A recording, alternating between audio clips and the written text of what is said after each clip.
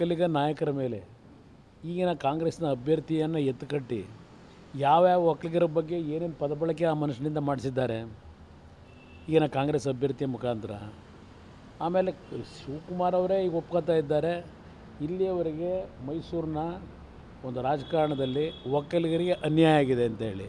ಅಂದರೆ ಅದರ ಅರ್ಥ ಸಿದ್ದರಾಮಯ್ಯನವರಿಂದ ಒಕ್ಕಲಿಗರಿಗೆ ಇಲ್ಲಿ ರಕ್ಷಣೆ ಸಿಕ್ಕಿಲ್ಲ, ಸಿದ್ದರಾಮಯ್ಯನವರಿಂದ ಒಕ್ಕಲಿಗರಿಗೆ ಅನ್ಯಾಯ ಆಗಿದೆ ಇವತ್ತು ಮೈಸೂರು ಜಿಲ್ಲೆಯಲ್ಲಿ ಅಂತಕ್ಕಂಥದ್ದು ನಾನು ಹೇಳ್ತಾ ಇಲ್ಲ, ಶಿವಕುಮಾರ್ ಹೇಳ್ತಾ ಇದ್ದಾರಲ್ಲ.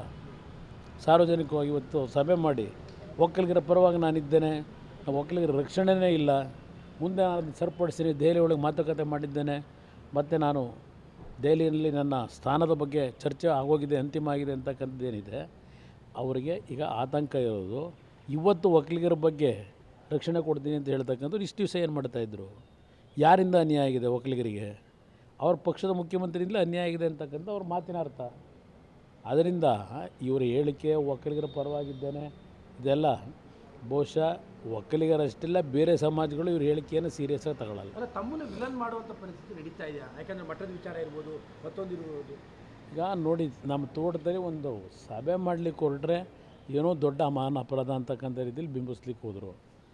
ಸಮಾಜದ ಪರಮಪೂಜ್ಯ ಸ್ವಾಮೀಜಿಯವರು ಎಲ್ಲ ಪಕ್ಷದ ಮುಖಂಡರುಗಳು ಎಲ್ಲ ಸ್ವಾಮೀಜಿಗಳ ಹತ್ರಕ್ಕೆ ಹೋಗಿ ಆಶೀರ್ವಾದ ಪಡೀತಕ್ಕಂಥ ಸರ್ವೇ ಸಾಮಾನ್ಯ. ನಾವು ಕ್ಷೇತ್ರಕ್ಕೆ ಹೋಗಿ ಪರಮಪೂಜ್ಯ ಸ್ವಾಮೀಜಿಯವರಿಂದ ಆಶೀರ್ವಾದ ಪಡಲಿಕ್ಕೆ ಹೋಗಿದ್ದೆ ಒಂದು ರೀತಿ ದೊಡ್ಡ ರಾಜಕೀಯ ಮಾಡ್ತಾ ಇದ್ದೇವೆ, ನಮ್ಮ ಅಪರಾಧ ಇದು ಅಂತಕ್ಕಂಥ ರೀತಿಯಲ್ಲಿ ಮಾತಾಡಿದ್ದು ನಮ್ಮ ಬಗ್ಗೆ ಮಾತಾಡಲಿ. ಪರಮಪೂಜ್ಯ ಸ್ವಾಮೀಜಿಯವ್ರ ಬಗ್ಗೆ ಏನು ಪದಬಳಕೆ ಮಾಡಿದ್ರು? ಎಲ್ರಿಗೂ ವಿಭೂತಿ ಕೊಡ್ತಾರೆ, ಆ ರೀತಿಯ ಲ್ಯಾಂಗ್ವೇಜ್ ಇದೆಯಲ್ಲ. ಹೌದು, ಯಾವುದೇ ಮಠಕ್ಕೆ ಹೋದಾಗ, ಕ್ಷೇತ್ರಕ್ಕೆ ಹೋದಾಗ ಸ್ವಾಮೀಜಿಗಳ ಹತ್ರ ಅವ್ರ ಪಕ್ಷದ ಮೇಲೆ ವ್ಯಾಮೋಹ ಯಾವ ಪಕ್ಷದ ಬಗ್ಗೆ ತೋರಿಸಲ್ಲ. ಯಾವುದೇ ಪಕ್ಷದ ಮುಖಂಡರುಗಳು ನಾಯಕರು ಹೋದಾಗ ಇಲ್ಲ ಮಠದ ಭಕ್ತರು ಹೋದಾಗ ಎಲ್ಲರಿಗೂ ಒಳ್ಳೆಯದಾಗಲಿ ಅಂತಕ್ಕಂಥ ಒಂದು ಆಶೀರ್ವಾದ ಮಾಡ್ತಾರೆ. ಅದು ಕಾಂಗ್ರೆಸ್ಸು ಅಂತಲ್ಲ, BJP ಅಂತಲ್ಲ, ದಳ ಅಂತಲ್ಲ, ಎಲ್ಲರಿಗೂ ಆಶೀರ್ವಾದ ಮಾಡ್ತಾರೆ. ಸರ್ವೇ ಜನ ಸುಖಿನೋ ಭವಂತು ಅಂತಕ್ಕಂಥದ್ದು ಅವ್ರದ್ದು. ಅದರಿಂದ ಅವರು ನಮ್ಮನ್ನು ಭೇಟಿ ಮಾಡಿದ್ರು ಅಂತೇಳಿ ಪರಮಪೂಜ್ಯ ಸ್ವಾಮೀಜಿಯವ್ರ ಬಗ್ಗೆನೇ ಅವರ ಕೆಲವು ಮಾತುಗಳೇನಿದೆಯಲ್ಲ ಆ ಹಿಡಿತ ಕಳ್ಕೊತಾ ಇದ್ದಾರೆ. ಈಗ ಒಕ್ಕಲಿಗರು ಅನ್ಯಾಯ ಆಗ್ತಾ ಇದೆ ಅಂತ ತಮ್ಗೆ ಅನಿಸುತ್ತಾ ಸರ್? ಮೈಸೂರು ಭಾಗದಲ್ಲಿ ಒಕ್ಕಲಿಗರು ಅನ್ಯಾಯ ಆಗ್ತಾ ಇದೆ ಅಂತ ಈಗ ನನ್ನ ಮಟ್ಟಿಗೆ ಹೇಳೋದಾದ್ರೆ,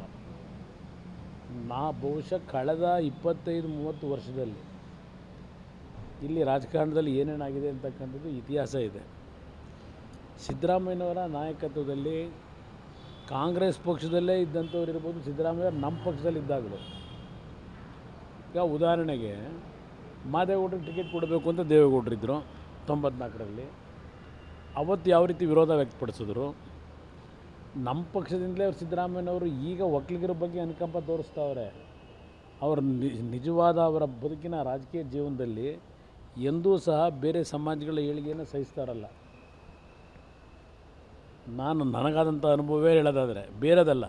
ನಮ್ಮ ಪಕ್ಷದಲ್ಲಿ ಯಾವ ಥರ ನಡ್ಕೊಂಡಿದ್ದಾರಿದ್ದಾಗ ಈಗ ಕಾಂಗ್ರೆಸ್ನಲ್ಲಿ ಯಾವ ರೀತಿ ನಡೆದಿದ್ದಾರೆ. ನಮ್ಮ ಒಕ್ಕಲಿಗರ ಸಮಾಜ ಬಿಟ್ಟುಬಿಡಿ, ಅವ್ರು ಮುಖ್ಯಮಂತ್ರಿ ಆಗೋದಕ್ಕೆ ಎಲ್ಲಿ ಅಡಚಣೆ ಆಗುತ್ತೋ ಅಂತೇಳಿ ಇವತ್ತು ದಲಿತರ ಓಟ್ನ, ಇವತ್ತು ದಲಿತರೆಲ್ಲ ಒಂದಾಗಬೇಕು, ಸಂವಿಧಾನ ಉಳಿಸ್ಬೇಕು ಅಂತ ಭಾಷಣ ಮಾಡ್ತಾರಲ್ಲ ಇದೇ ಸಿದ್ದರಾಮಯ್ಯನವರು. ಕೊರಟಗೆರೆಯಲ್ಲಿ 2013 ಚುನಾವಣೆ ಪರಮೇಶ್ವರ್ ಸೋಲಿಸಿದ್ಯಾರು? ಸಂವಿಧಾನ ಉಳಿಸಬೇಕು, ದಲಿತರು ಉಳಿಸಬೇಕು ಅಂತ ಭಾಷಣ ಮಾಡೋ ಸಿದ್ದರಾಮಯ್ಯರೇ. ಎಲ್ಲರಿಗೂ ಗೊತ್ತಿರೋ ವಿಚಾರ. ಖರ್ಗೆ ಅವರನ್ನು ಕರ್ನಾಟಕ ಖಾಲಿ ಮಾಡದಿದ್ದರೆ ನಾನು BJPಗೆ ಸೇರ್ತೀನಿ ಅಂತೇಳಿ ಲೀಡರ್ಶಿಪ್ ಕೊಡದೇ ಇದ್ದರೆ BJPಗೆ ಹೋಗ್ತೀನಿ ಅಂತೇಳಿ ಕಾಂಗ್ರೆಸ್ ನಾಯಕರನ್ನು ಥ್ರೆಟ್ ಮಾಡಿದವರು ಯಾರು? ಅದರಿಂದ ಇಲ್ಲಿ ಯಾವುದೇ ಸಮಾಜಕ್ಕೆ ರಕ್ಷಣೆ ದೊರಕಿಲ್ಲ ಸಿದ್ದರಾಮಯ್ಯರಿಂದ. ಸುಮ್ಮನೆ ಮಾತನಾಡ್ತಾರೆ ಸರ್. ಇದೇನು ಲೋಕಸಭಾ ಚುನಾವಣೆನ ಅಥವಾ ಒಕ್ಕಲಿಗ ನಾಯಕತ್ವ ಯಾರು ಅನ್ನೋ ಚುನಾವಣೆನ ಅಂತ? ಅಲ್ಲ, ಅವರು ಕಾಂಗ್ರೆಸ್ನವರು ಅಲ್ಲಿಗೆ ಲಿಮಿಟ್ ಮಾಡ್ಕೊಳ್ಳೋಕೆ ಹೊರಟಿದ್ದಾರೆ. ಈ ಬಾರಿ ಹಳೆ ಕರ್ನಾಟಕದಲ್ಲಿ ಏನೇನು ಮೊದಲನೇ ಹಂತದಲ್ಲಿ 14 ಕ್ಷೇತ್ರಗಳಲ್ಲಿ ಚುನಾವಣೆ ಇದೆ. ದಕ್ಷಿಣ ಕನ್ನಡ, ಉಡುಪಿ ಜಿಲ್ಲೆ ಬಿಟ್ಟರು ಚಿಕ್ಕಮಗಳೂರು ಭಾಗದಲ್ಲಿ ಸ್ವಲ್ಪ ಒಕ್ಕಲಿಗ ಇದ್ದೇವೆ ನಾವು, ಚಿಕ್ಕಮಗಳೂರು ಭಾಗದಲ್ಲಿ. ಇನ್ನು ಎಲ್ಲ ಕ್ಷೇತ್ರದಲ್ಲೂ ಒಕ್ಕಲಿಗರ ನಿರ್ಣಾಯಕ ಈ ಮೊದಲನೇ ಹಂತದ 14 ಚುನಾವಣೆಯಲ್ಲಿ. ಅದರಿಂದಲೇ ಅವ್ರಿಗೀಗ ಗಾಬರಿ.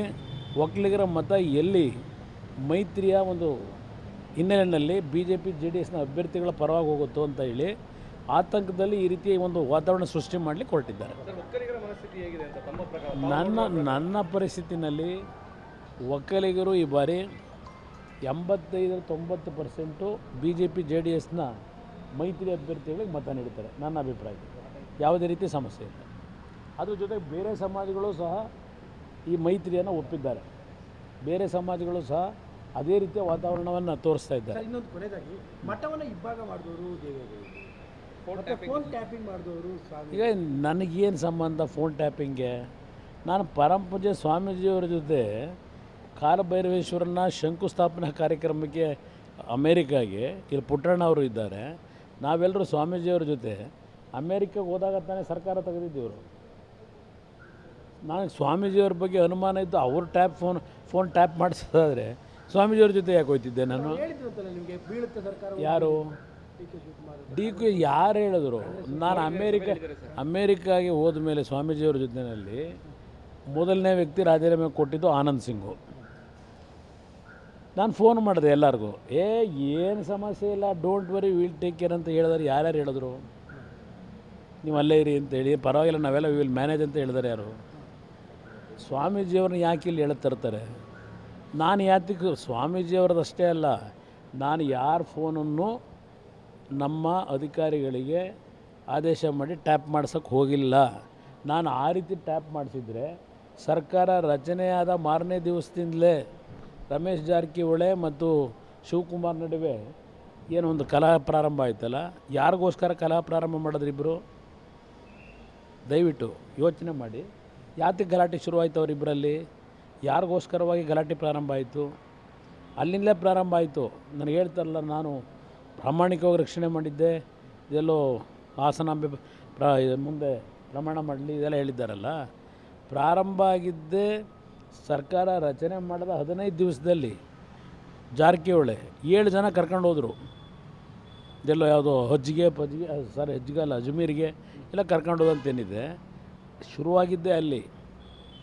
ಅದರಿಂದ ನಾನು ಟ್ಯಾಪ್ ಮಾಡಿಸೋದಾದರೆ ಎಲ್ಲರೂ ಫೋನು ಟ್ಯಾಪ್ ಮಾಡಿದರೆ ನನ್ನಿಂದ 17 ಜನ ಹೋದ್ರಲ್ಲ, ನಮ್ಮಿಂದಲೂ 3 ಜನ ಹೋದ್ರಲ್ಲ, ಹೋಗ್ಲಿಕ್ಕೆ ಅವಕಾಶ ಕೊಡ್ತಿದ್ದ.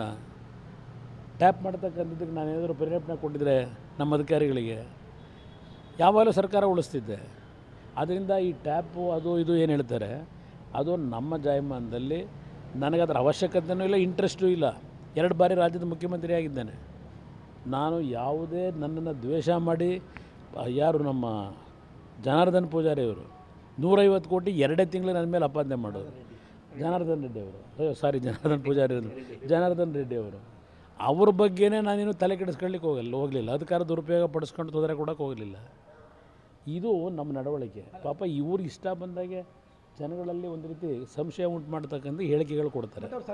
ಈಗ ಉದಾಹರಣೆಗೆ 96ನಲ್ಲಿ ನಾನು ಚುನಾವಣೆಗೆ ನಿಂತಾಗ ಕನಕಪುರದಲ್ಲಿ ಚುನಾವಣೆಗೆ ನಿಂತು ಮತ್ತೆ ಬೈ ಎಲೆಕ್ಷನ್ ಇನ್ನೊಂದು ಬಾರಿ ಬಂತಲ್ಲ ಸರ್ಕಾರ ಹೋಗಿ, ಅಲ್ಲಿ ಕನಕಪುರದಲ್ಲಿ ಸಿಂಧಿಯಾ ಅವರಿಗೆ ನಾನು ಕಪಾಳ ಮೋಕ್ಷ ಮಾಡೋದೆ ಅಂತ ಹೇಳಿ ಇಡೀ ಕನಕಪುರ ಕ್ಷೇತ್ರದಲ್ಲಿ ಹಬ್ಸಿದ್ರು. ಸಿಂಧಿಯನಿಗೆ ಕುಮಾರಸ್ವಾಮಿ ಅಲ್ಲೇ ಮಾಡಿದ್ರು ಅಂತ ಹೇಳಿ. ಈ ಥರ ರಾಜಕಾರಣ ಈ ಮನುಷ್ಯನ ರಕ್ತಗತವಾಗಿ ಬಂದಿರತಕ್ಕಂಥದ್ದು. ಈ ಸುಳ್ಳು ಹೇಳ್ಕೊಂಡು ರಾಜಕಾರಣ ಮಾಡಿ ನಿಮ್ಮ ಸರ್ಕಾರ ಬೀಳುತ್ತಂತ ಹೇಳಿರಲಿಲ್ಲ ಸರ್? ಅಂದರೆ ಯಾರು? ನಾನು ಹೇಳಿದ್ದೆ ನಾವೆಲ್ಲ ಇದ್ದೀವಿ, ಧೈರ್ಯವಾಗಿ ನೀವು ಹೋಗ್ಬನ್ನಿ ಅಂತ ಹೇಳಿ ಎಲ್ಲ ಪ್ರಮುಖರು ಇಲ್ಲಿ ಹೋದ್ರಲ್ಲ 17 ಜನ. ಅದರಲ್ಲಿ ಕಾಂಗ್ರೆಸ್ಸಲ್ಲಿದ್ದಂಥ ಹಲವಾರು